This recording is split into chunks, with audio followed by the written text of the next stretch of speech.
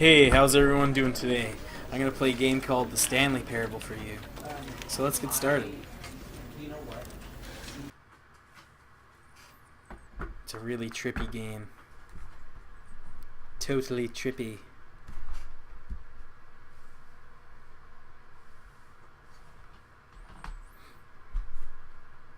Totally trippy load screen.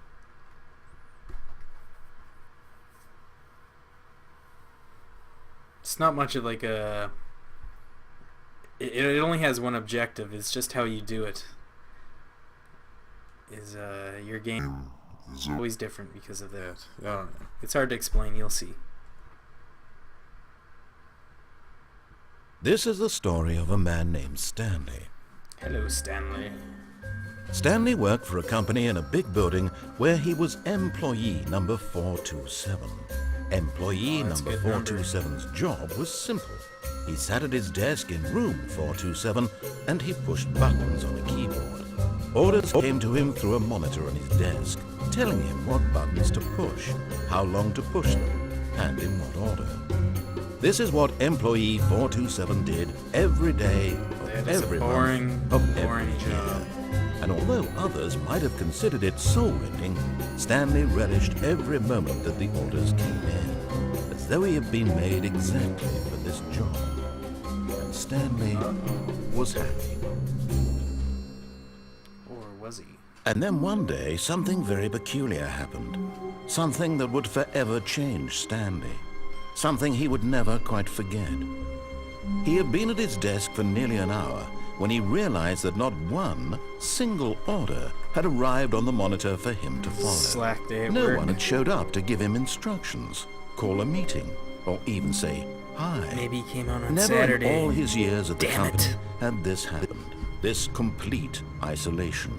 Something was very clearly wrong. Shocked, frozen solid, Stanley found himself unable to move for the longest time.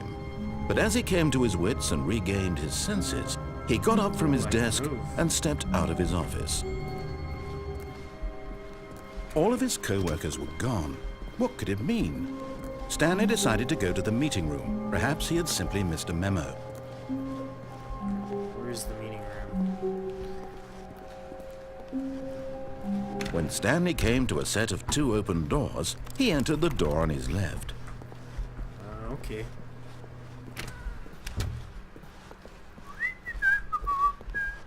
Where's the meeting room?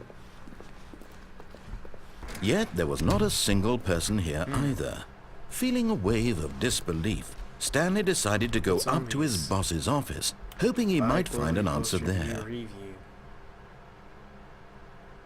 need less reviews.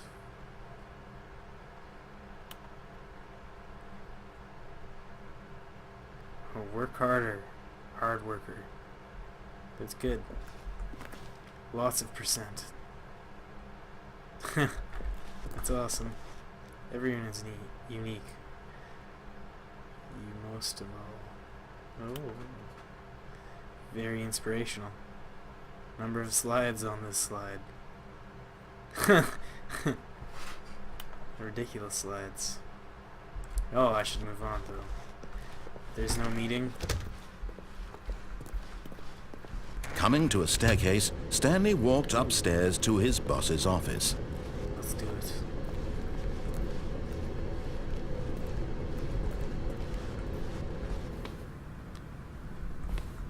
I'm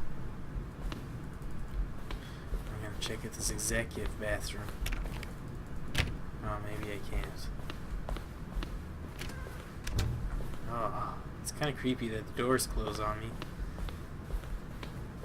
Stepping into his manager's office, Stanley was once again stunned to discover not an indication of any human life. Shocked, unraveled, Stanley wondered in disbelief who orchestrated this. What dark secret was being held from him? What he could not have known was that the keypad behind the boss's desk guarded the terrible truth that his boss had been keeping from him. And so the boss had assigned it an extra secret PIN number. What's the pin? 2845. But of course, Stanley couldn't possibly have known this. Yet incredibly, by simply pushing random buttons on the keypad, Stanley happened to input the correct code by sheer luck. Amazing. He stepped into the newly opened passageway.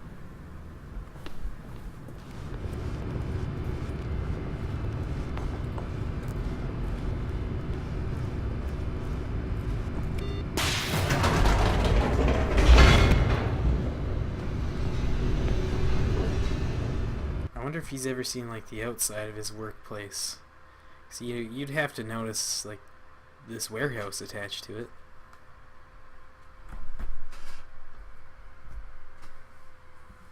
Descending deeper into the building, Stanley realized he felt a bit peculiar. It was a stirring of emotion in his chest, as though he felt more free to think for himself, to question the nature of his job. Why did he feel this now, when for years it had never occurred to him? This question would not go unanswered for long. This reminds me a lot of Portal with the corridors and stuff. Stanley walked straight ahead through the large door that read Mind Control Facility. Okay. Let's do it right the first time. Press this big button. The lights rose on an enormous room packed with television screens. Ooh. What horrible secret did this place hold? Here. Stanley thought to himself. Did he have the strength to find out?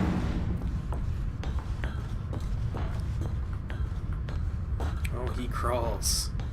There's no crouching. Now the monitors jumped to life, their true nature revealed. Each bore the number of an employee in the building, Stanley's co-workers. The lives of so many individuals reduced to images on a screen, and Stanley, one of them, eternally monitored in this place where freedom meant nothing. Where's my screen? Show me my screen, damn it. This mind control facility, it was too horrible to believe. It couldn't be true. Had Stanley really been under someone's control all this time? Was this the only reason he was happy with his boring job? That his emotions had been manipulated to accept it blindly? I'm out the office for sure. No, he refused elevator, to believe it. He couldn't accept it. His own life in someone else's control? Never! It was unthinkable, wasn't it? Was it even possible? Had he truly spent his entire life utterly blind to the world? Yes. But here was the proof. The heart of the operation. Controls labeled with emotions. Happy, or sad, or content. Walking, eating, working. All of it monitored and commanded from this very place. And as the cold reality of his past began to sink in, Stanley decided that this machinery would never again exert its terrible power over another human life. For he would dismantle the controls once and for all. Wasn't there a door up there? I don't know, I went up there. Oh, everything's closed. Console disabled. Now let's go to the facility power.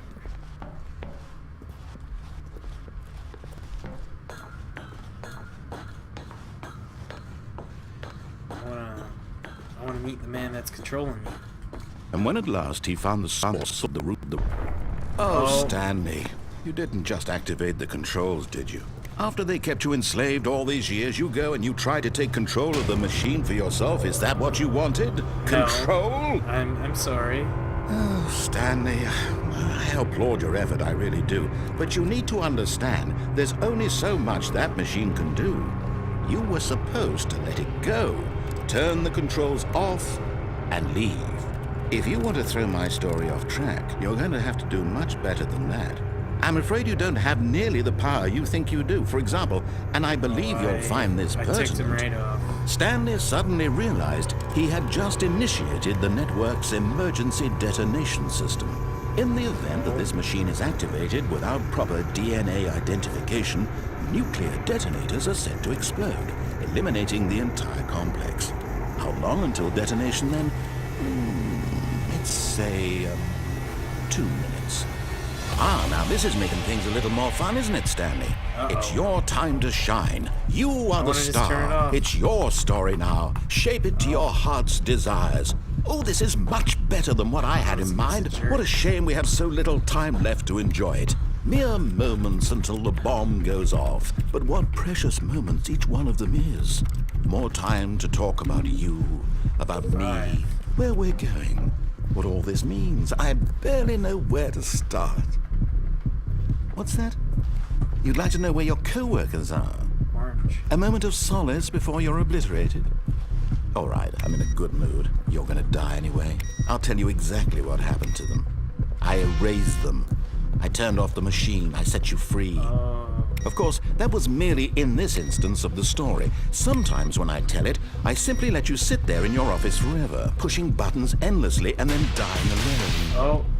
Other times, I let the office sink into the ground, swallowing everyone inside, or I let it burn to a crisp. I have to say this, though, this version of events has been rather amusing. Watching you try to make sense of everything and take back the control wrested away from you, it's quite rich. I almost hate to see it go. But I'm sure whatever I come up with on the next go-around will be even better. My goodness, only 34 seconds left. But I'm enjoying this so much. You know what? To hell with it. I'm going to put some extra time on the clock. Why not? These are precious additional seconds, Stanley. Time doesn't grow on trees. Oh dear me, what's the matter, Stanley? Is it that you have no idea where you're going or what you're supposed to be doing right now? Or did you just assume when you saw that timer that something in this room was capable of turning it off? I mean, look at you. Running from button to button, screen to screen, clicking on every little thing in this room. These numbered buttons, no, these colored ones, or maybe this big red button, or this door. Everything, anything, something here will save me. Why would you think that, Stanley? That this video game can be beaten? Won? Solved? Do you have any idea what your purpose in this place is? Stanley, you're in for quite a disappointment. But here's a spoiler for you. That timer isn't a catalyst to keep the action moving along. It's just seconds ticking away to your death. You're only still playing instead of watching a cutscene because I want to watch you for every moment that you're powerless. To see you made humble. This is not a challenge. It's a tragedy. You wanted to control this world, that's fine. But I'm going to destroy it first, so you can't. Take a look at the clock, Stanley. That's 30 seconds you have left to struggle. 30 seconds until a big boom and then nothing. No ending here, just you being blown to pieces. Will you cling desperately to your frail life, or will you let it go peacefully? Another choice. Make it count. Or don't. It's all the same to me, all a part of the joke. And believe me, I will be laughing at every second of your inevitable life from the moment we fade in until the moment I say, happily ever up. Oh. I died.